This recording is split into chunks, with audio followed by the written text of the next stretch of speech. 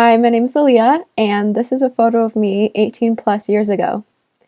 And looking at these kinds of photos always brings up a lot of emotions and really gets me thinking about the experience of growing up and how growing up we often view ourselves through this really limited lens, only really seeing what's familiar. And as you can see from this photo, I was raised by two people with very different backgrounds. But I couldn't see that for a long time. To me, they were simply just my parents. So that means on the outside, I can be a little bit confusing.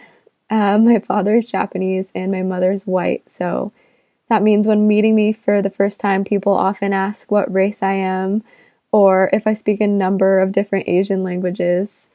And when I was little and my mother was alone with me, strangers would constantly come up to her and ask where she adopted me from.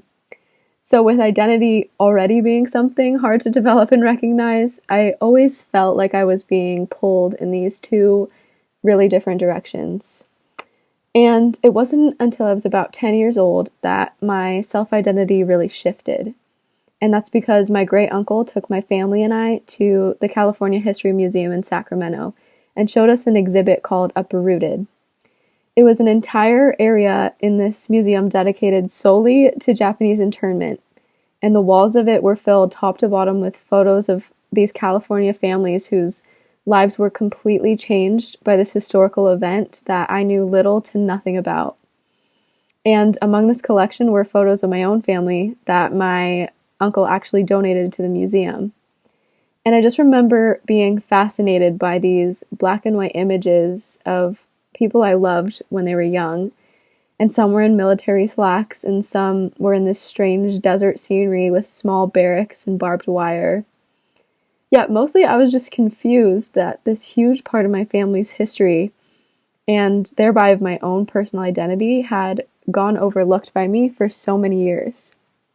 So, to understand this part of my family's story, I first looked to the beginning, which was on February 19th, 1942, when, due to the Japanese bombing of Pearl Harbor, President Franklin D. Roosevelt signed Executive Order 9066. And the National Archives estimate that this order called for 120,000 individuals of Japanese descent to be immediately evacuated from their homes and incarcerated in these internment camps set up all along the West Coast. So this was especially unjust considering the fact that most of the people incarcerated, like my family, felt a completely American identity and couldn't even speak Japanese well enough to communicate with Japan at all.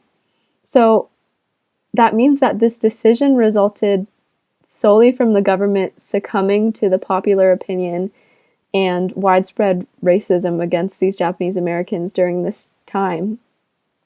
So the very country that had promised freedom and equality was suddenly turning on its own people. And most of my family among this group was sent to Tule Lake Camp in California, which is seen in this photo here. So internment camps like Tule Lake were located in remote and almost uninhabitable areas.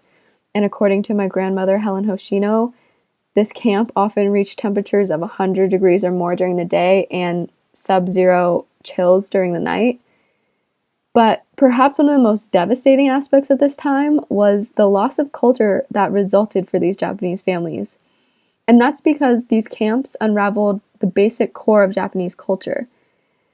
I mean, the structure of the Japanese family has always been based on respect and order, and these values didn't stand a chance in these camps where the social environment was extremely informal and children played and ran around unsupervised and ate meals with their friends rather than as a family. Additionally, jobs were mainly only given to younger members of the family.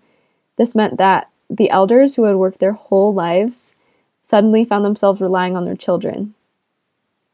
On top of that, families were often separated to different camps. For example, my great-grandfather, who was a farmer and gardener, he owned acres of orange groves in the Los Angeles area and was a head of a substantial gardening society.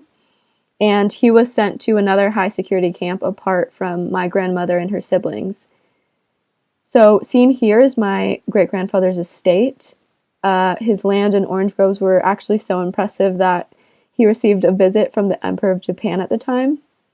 But because of his relocation and the lack of respect that his property received by the US government, he lost this entire estate. And due to this, my dad and grandmother grew up in extreme poverty.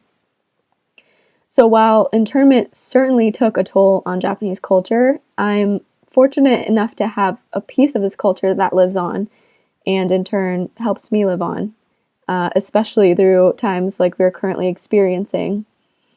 So right now, I've been in quarantine for about 2 months because of the coronavirus pandemic, and this has definitely left me with a lot of overwhelming feelings, like fear and loneliness, but I feel lucky to have the words and stories of my relatives who were isolated in these camps and felt these exact same feelings. And these words are mostly in the form of letters and journals, like you see here.